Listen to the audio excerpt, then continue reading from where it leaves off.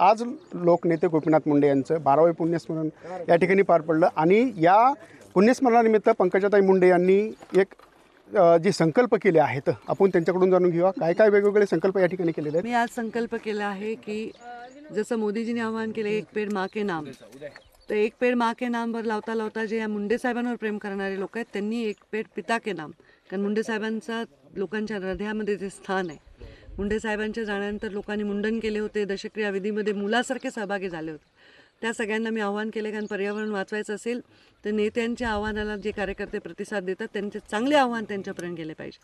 दुसरं मी आज नैसर्गिक शेती करण्याचा निर्णय घेतला आहे, ते आव्हान मी केलेलं आहे आणि ते मी स्वतः प्रतिकात्मक आज ट्रॅक्टर चालवून हे माझं शेत नांगरायला मी इथे आलेली आहे आणि मी ऊसतोड कामगारांची नेता आहे।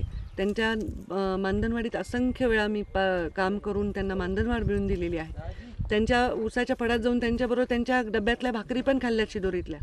पण आता मी असं ठरवलं की 12 डिसेंबरला मुंडे साहेबांच्या जन्मदिवसाच्या निमित्ताने मी एक दिवस सकाळी त्यांच्याबरोबर जाऊन ऊस तोडणार आहे। नक्कीच पाहिलं तर पंकजाताईंनी हा जो संकल्प या ठिकाणी केलेला आहे तो नक्कीच समाजासाठी योग्य असेल असं या ठिकाणी पंकजाताईंनी सांगितलंय। हरिदास तावरे, लोकशाही मराठे, बीड।